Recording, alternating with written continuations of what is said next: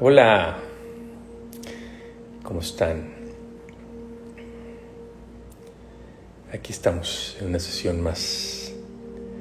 Vamos a esperar que se unan un poquito de personas. Mi querida amiga Claudia, ¿cómo estás? Cómo me encanta que me acompañes, Clau. Gracias. Hola, Mirna, ¿cómo te va? Mira, está Claudia en Boston, ya está Mirna en California. Tenemos los extremos de la costa este y oeste. Bienvenidas, gracias.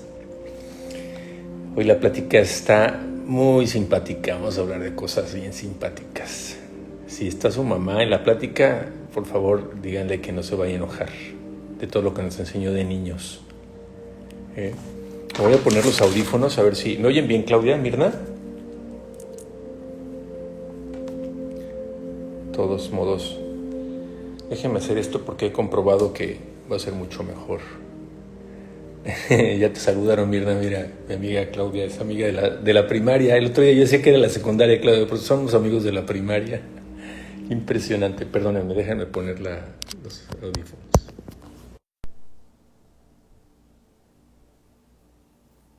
Listo. Ahí está. No sé si me escuchan ahí bien. ¿Se oye bien todo? Ok, bueno. Padrísimo. Bueno, a ver, les voy a platicar. La conversación de hoy tiene un tema relacionado... Sí, ya sé, Klaus. Hasta en el área 2 estuvimos juntos. A ver, les voy a platicar por qué el tema del dolor. Esta semana me sometí a una cirugía de hernia. Tenía unas hernias que la verdad es que descuidé. Hice ejercicio toda mi vida, tampoco a nivel atlético, pero sí hice mucho ejercicio toda mi vida. Y tuve unos desgastes importantes que ya era necesario atender, y entre ellos están 3 hernias. En realidad hay 4, pero me operé 3.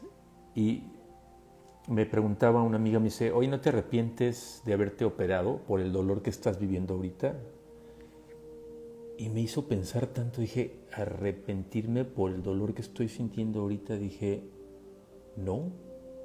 De hecho, estoy muy contento por saber que una vez que salga este cuadro de dolor, voy a entrar a un estado mucho más sano y sin molestias como las que viví durante tantos años. Entonces eso implica un pequeño sacrificio y un tránsito de ese sacrificio de algunos días, algunas semanas probablemente, pero no me arrepiento. Y ahí pensé lo que tiene que ver con los cuadros y patrones de dolor con los que vivimos durante muchos años de nuestra vida y no nos cuestionamos, patrones de dolor con los que vivimos emocionalmente o físicamente y no nos cuestionamos o los cambiamos por miedo o por causas aparentemente que afectan a todos los demás que nos rodean, ejemplo, hijos, y que no modificamos según nosotros por no sacrificar a los demás cuando la prioridad somos nosotros. Y miren, ustedes que están aquí en esta conversación me van a entender porque vivimos de patrones similares los que estamos aquí. Estos patrones significa tomar una decisión de un cambio de vida importante, de vida en pareja, cuando llega un momento en que se vuelve insostenible el mantener una relación que ha causado dolor. Y ahorita vamos a hablar un poquito más qué significa el dolor, porque el dolor en realidad son programas que están en nuestra cabeza de cómo debería ser, cómo deberíamos vivir, cómo debería ser el otro para que me haga feliz a mí. Muchos temas que están relacionados a la programación. Y donde yo considero por esta experiencia de vida, acuérdense que estas pláticas son compartir experiencias de vida y experiencias personales que puedan ayudarnos a crecer mutuamente en este proceso de crecimiento y evolución en conciencia, ¿no? Y el dolor, en realidad, el dolor es un programa que prevalece en nuestra cabeza cuando las cosas no funcionan, excepción de ciertas cosas físicas, pero quise conectar lo físico con lo espiritual y lo emocional, porque tiene una relación intrínseca enorme, y aunque el físico a veces no hay forma de que lo controles a menos que haya un cambio muy importante en las cosas que estás haciendo, el emocional es igual. simplemente que el programa probablemente en lo emocional pudiera estar condicionado por tus aprendizajes, los patrones de vida. Y el sufrimiento, que me lo decía una amiga el otro día, me dice, el sufrimiento es opcional, pero también el sufrimiento creo que forma parte de un patrón donde, por ejemplo, una ruptura, una relación, un matrimonio, por supuesto que duele, siempre duele. Hola Ani, ¿cómo estás? Saludos a Guadalajara. El rompimiento o la fractura en una relación de muchos años, ejemplo un matrimonio, duele. Y duele, digo, yo no me lo puedo negar, pero los que vivimos esto, a veces sientes algo aquí adentro, hasta sientes que escuchas cómo se rompe. Y yo creo que sí, efectivamente, el sufrimiento es opcional, siempre y cuando puedas manejar tus procesos de dolor con una mayor conciencia, una mejor conciencia que te permita administrar ese dolor, ¿no? Ahora, miren, entremos al tema porque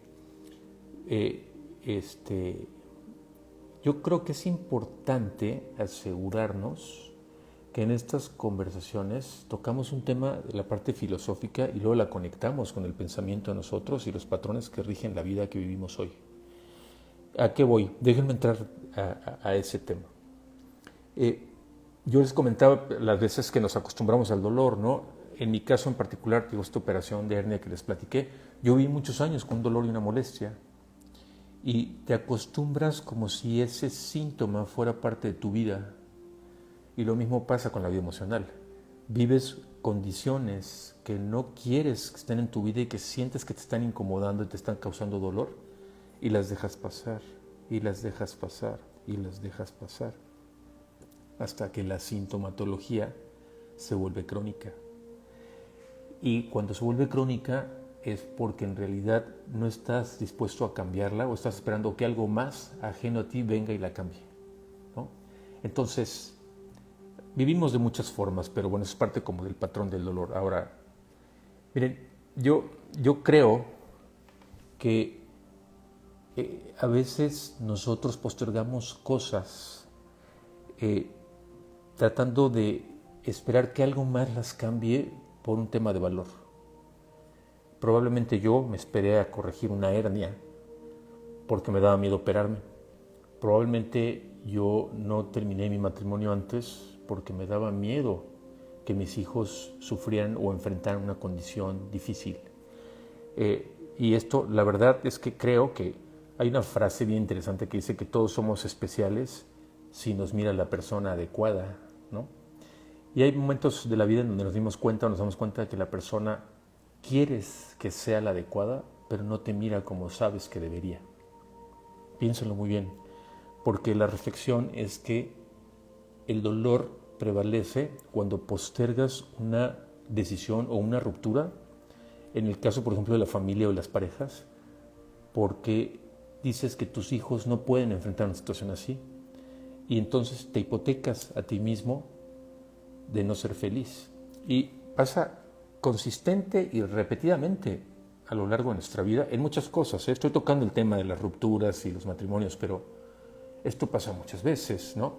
Déjenme darles el ejemplo que yo tocaba en algunas de las pláticas. El año pasado me entrevistó una mujer muy interesante de una estación de radio. De hecho, en YouTube pueden encontrar esa entrevista, está muy interesante, María Elena. Me decía, oye, ¿por qué cambiaste tu vida? Le digo, mira, Malena, la verdad es que yo creo que la vida te manda señales constantemente diciéndote, esto no está bien, lo tienes que cambiar. Ejemplo, tu matrimonio, esto no está bien, lo tienes que cambiar. O lo cambias o te vas de ahí. Ejemplo, lo físico, ¿no? Esto no está bien, o te operas o vas a estar en un problema grave, ¿no? Entonces, te sacas la vuelta a esa operación. Entonces, ¿qué cosas haces consistentemente donde postergas una decisión que te va a causar dolor? Aquí conectamos con el dolor. Argumentando cosas que están en tus patrones de pensamiento, hipotecándote a ti mismo en tu felicidad. Piénsenlo, porque esto aplica consistentemente en muchos aspectos de nuestra vida y en decisiones que tienen que ver con amigos, que tienen que ver con familia, que tienen que ver con nuestra pareja, que tienen que ver con, híjole, es que familia es de manera repetida, ¿no? Entonces, es una parte que hay que entender muchísimo, ¿no? Hola Marce, ¿cómo estás? Mi querida amiga Lindsay, ¿cómo está Colombia? Bienvenida. Entonces, a ver, vamos conectando los puntos. El dolor es un programa, el sufrimiento es opcional, pero es interesante que analicemos la forma en la que el dolor es un síntoma de cosas que tenemos que modificar en nuestra vida y que tenemos que cambiar, ¿no? Entonces, miren, yo creo que para esto tenemos que analizar, no sé si nos vaya a dar tiempo hoy, a lo mejor hacemos una continuación de esta plática, es un tema muy largo, pero está padrísimo porque miren, tenemos que entender que el dolor tiene muchos componentes, pero también están conectados al tema del ego. ¿Por qué? Porque, déjenme regresar, es que el tema de las parejas y nuestros divorcios se vuelve apasionante porque es un tema de análisis bien profundo. ¿Por qué el ego? Porque nuevamente estamos hablando de que cuando no quieres dejar una pareja, a veces nos argumentamos el tema de los hijos, pero en el fondo hay otro factor que tiene que ver con ¿qué van a decir mis amigas? ¿Qué va a pensar de mí la familia? ¿Cómo voy a manejar esto si me descalifican en los grupos sociales a los que pertenezco?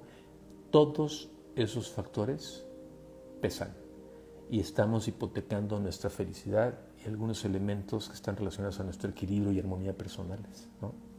Y yo creo que esto tiene que ver con, leía este libro de Eckhart Tolle sobre los procesos mentales colectivos que están condicionados y que perpetúan el estado de adormecimiento. Yo creo, a ver, se los voy a repetir, procesos mentales colectivos condicionados que perpetúan el estado de adormecimiento.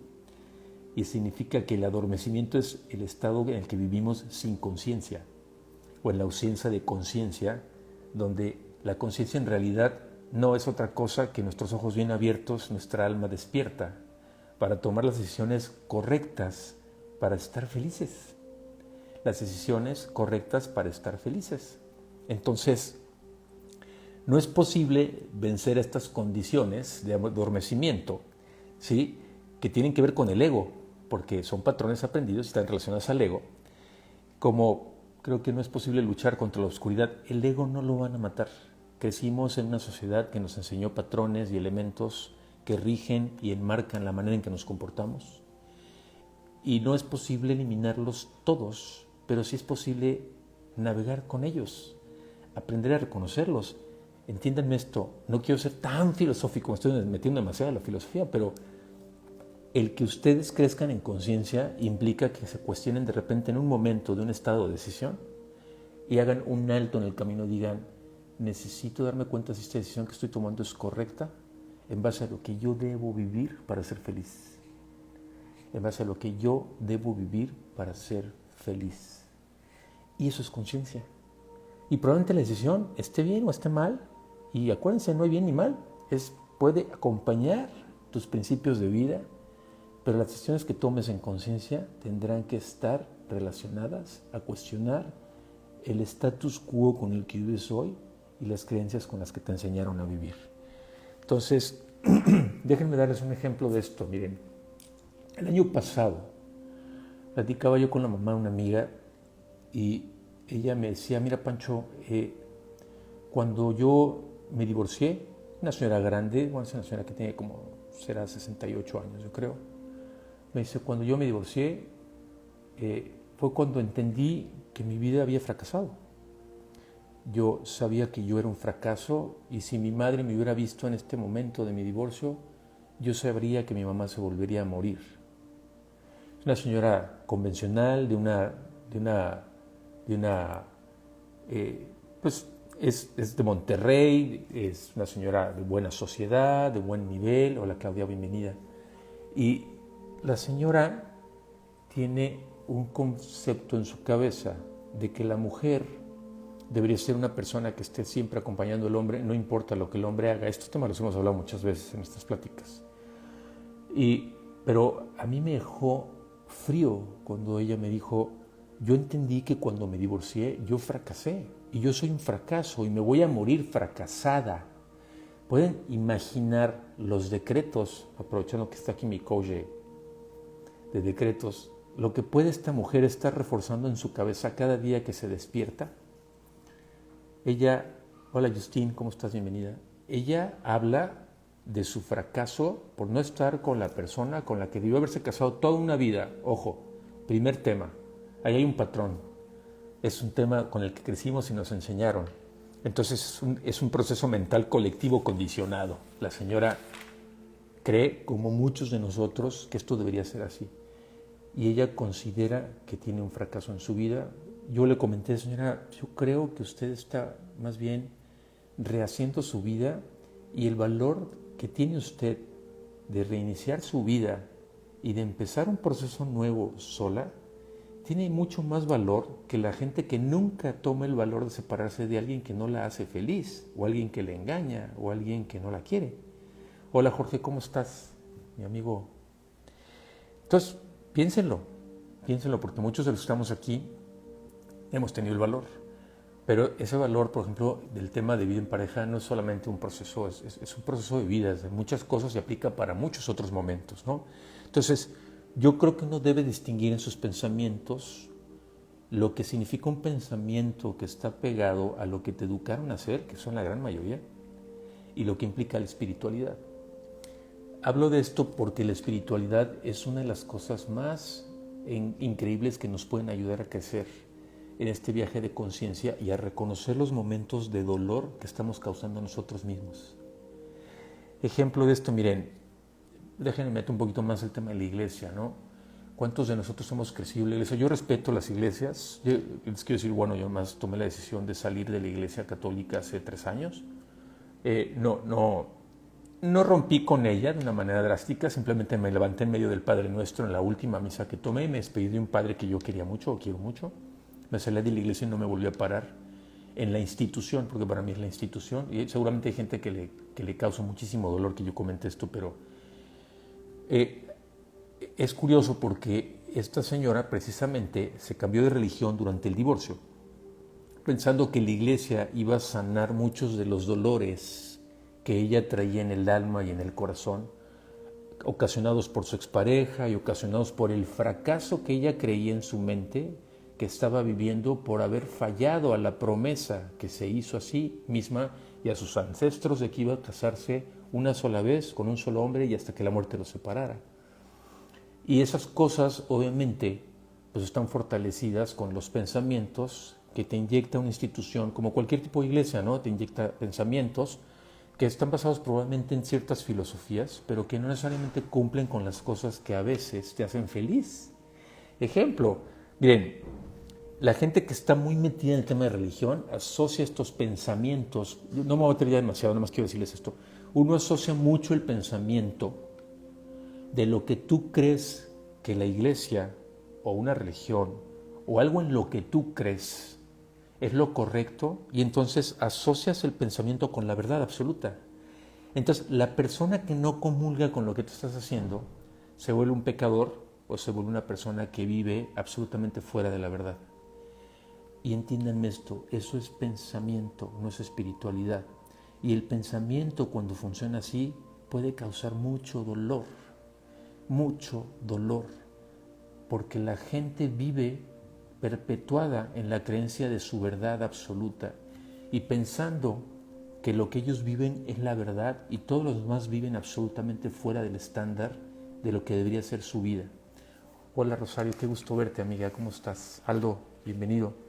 ¿Sí me entiendes? Entonces, uno protege su identidad basado en sus creencias y en lo que ha aprendido en el pensamiento. Entonces, hagamos la distinción. El pensamiento no es la espiritualidad. Y el pensamiento protege al ego. Y el ego trata de cumplir con lo generalmente aceptado por lo que te rodea y la gente que te rodea y la sociedad en la que vives. Entonces, cuando tú no cumples con todo eso, inmediatamente empiezas a sentir dolor.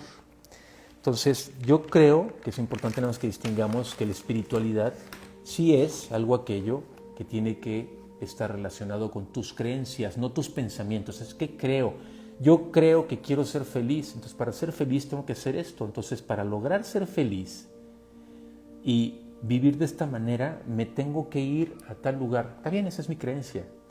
A pesar de que la juzguen los demás, tu familia la descalifique, tus amigos digan que estás loco, no importa. eso no es pensamientos. Yo creo en esto y creo que esto a mí me hace feliz, lo voy a hacer. Y no comulga con el pensamiento de los demás. ¿Sí me entienden? Entonces la distinción. Entonces, ¿qué hace la mente en el juego del dolor? La mente en el juego del dolor puede boicotearla o engrandecerla. Yo creo que esto es una conciencia espiritual muy grande la que tenemos que trabajar, porque, miren, es importante que nos sirvamos del pensamiento y no que nos sometamos a él. Para poder crecer en conciencia, el pensamiento es una herramienta. El pensamiento es todo lo que aprendimos, quiero ser súper claro con ustedes. El pensamiento lo aprendimos y el pensamiento nos ayuda a tomar referencias de lo que estamos viviendo en la vida, pero el pensamiento deja de ser valioso en el momento en que juega en contra de tu felicidad. Entonces, por eso es tan importante que reconozcamos esta diferencia entre el pensamiento y la espiritualidad, o todo aquello que te hace feliz cuando el pensamiento te ayuda o no te ayuda, pero tengas la distinción que podemos hacer ahí, ¿no? Bueno, mucha teoría, ¿verdad? Bueno, ¿qué es el dolor para ustedes? En un principio algunos de ustedes no lo vieron. Alberto, ¿cómo estás, primito? Saludos a Colima. Muchos de ustedes no lo escucharon, pero les hablaba de que esta semana me sometí a una hernia y resulta que me cuestioné muchísimo por qué muchos años no me sané esta hernia antes, y este proceso de dolor físico es un símil al dolor espiritual y al dolor del alma. Entonces, muchas veces nos cuestionamos por qué hay cosas que no estamos modificando en nuestra vida si nos están causando dolor. Ejemplo, relaciones. Las relaciones son algo de lo más importante, o decisiones fuertes de impacto, ¿no? Y la vida en realidad te va a mandar señales, tienen que reconocerlas. Yo mencionaba que muchas veces en mi vida, la vida me mandó señales diciéndome: no estás en el trabajo que tú quieres, no estás contento, no estás satisfecho, vives ansioso, vives calvo, vives con colitis, vives con gastritis. Y yo decía, no, pero me justificaba que ganaba un buen sueldo y otra vez entraba otro trabajo, y luego entraba otro trabajo, y luego entraba, hasta que la vida me electrocutó. Y cuando la vida me electrocutó es porque me corrieron consistentemente en mis últimos 3 trabajos. Y créanme que lo digo absolutamente sin ninguna vergüenza ni condición, porque yo no estaba viviendo en un momento de mi vida pleno.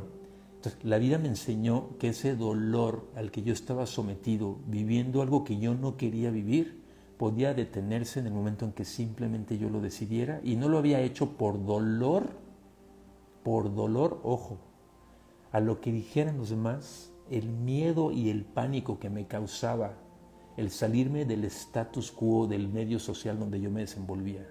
Entonces, el dolor puede causar muchas cosas. En ese momento me causó un dolor espantoso dejar mis trabajos, y después me di cuenta que ese dolor en realidad se iba a capitalizar en algo enorme, muy grande después, porque ese dolor me causó muchísimas satisfacciones con respecto a lo que vivo ahora. Hay que tener paciencia a veces, ¿no?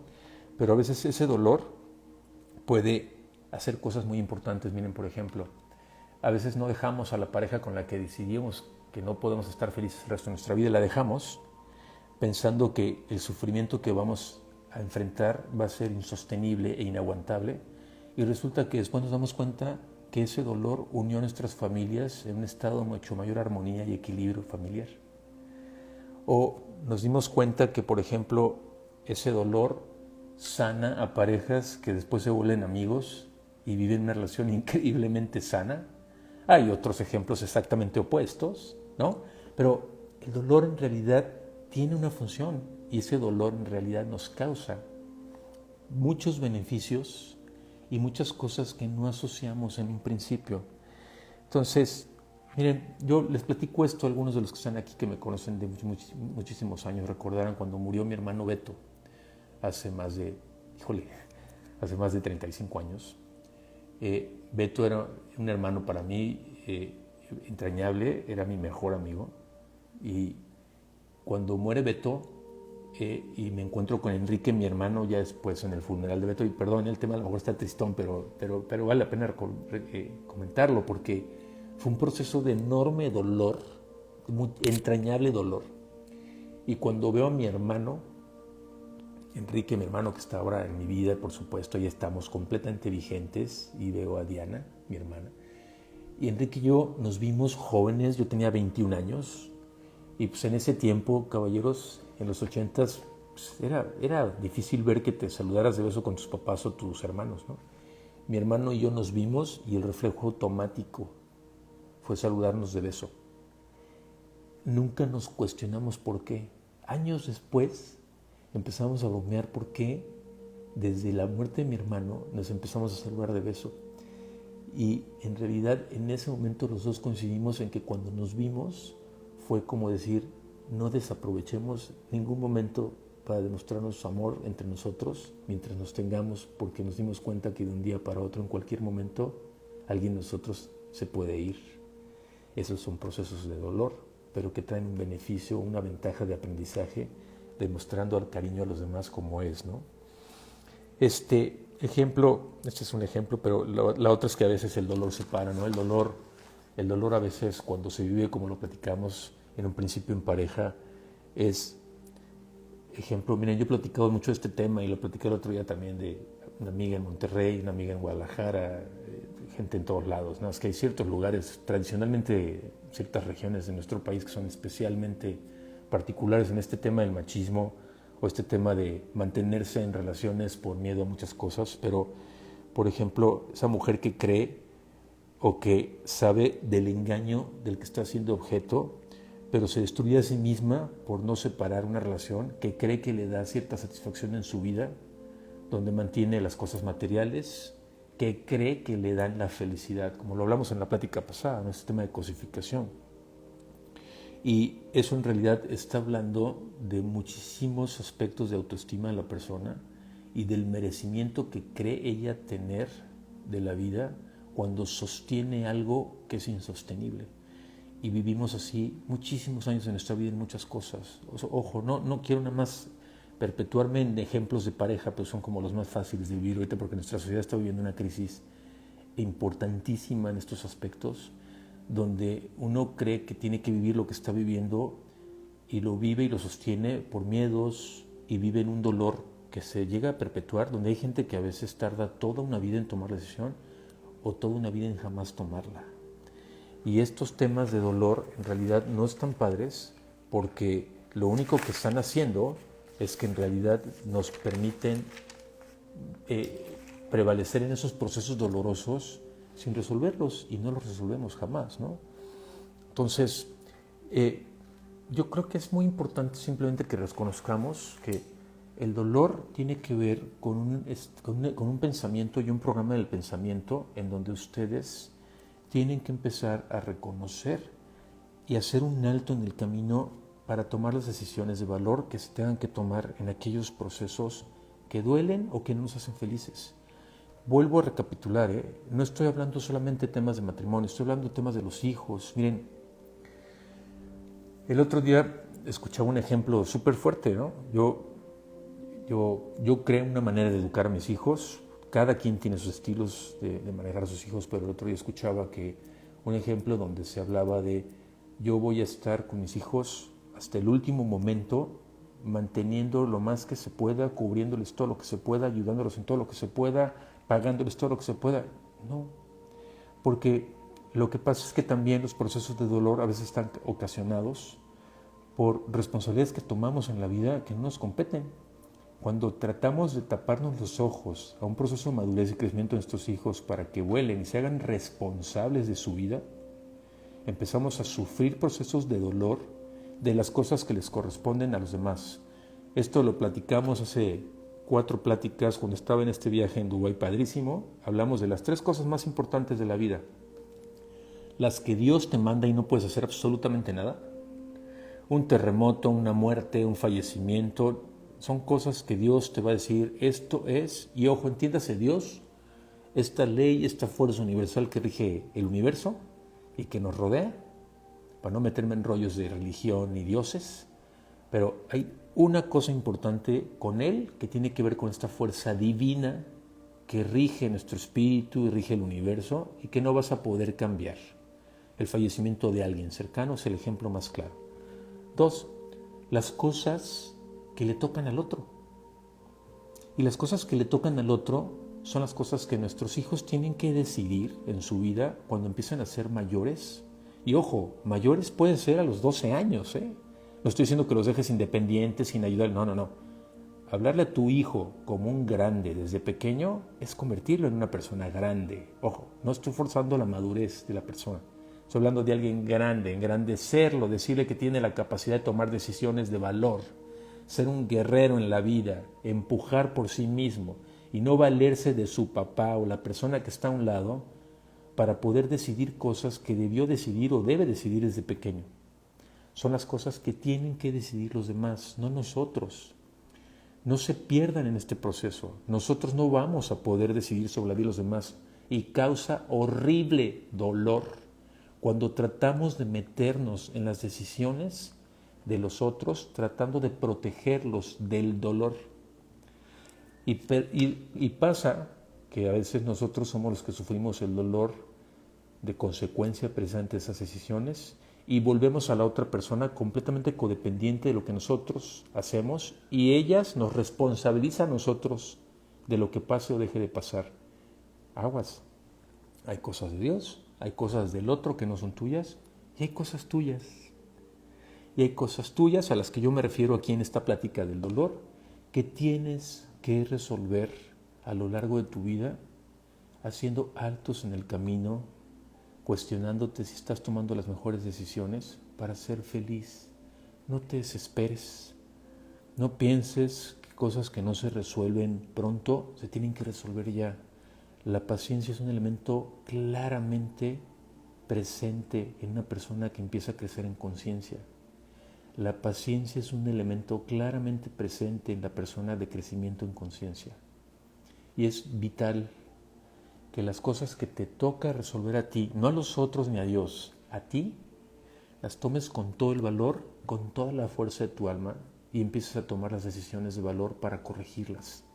Ejemplo, familia que se mete contigo, familia que te juzga, familia que te critica, familia que dice que no estás en lo correcto, amigos que te piden que hagas cosas que ellos no harían, gente que no necesita estar en tu vida. Probablemente son decisiones de valor que tienes que tomar para disminuir los elementos de dolor que hoy en tu vida probablemente está causando muchísima incomodidad. Vamos a profundizar un poquito más en este tema. Creo que dediqué muchísimo tiempo a la parte teórica, pero es importantísimo todo lo que les comenté en la distinción de los elementos de la espiritualidad, del pensamiento, para vincularlos con el dolor y lo que tenemos que hacer precisamente para sanar los procesos que nos causan dolor.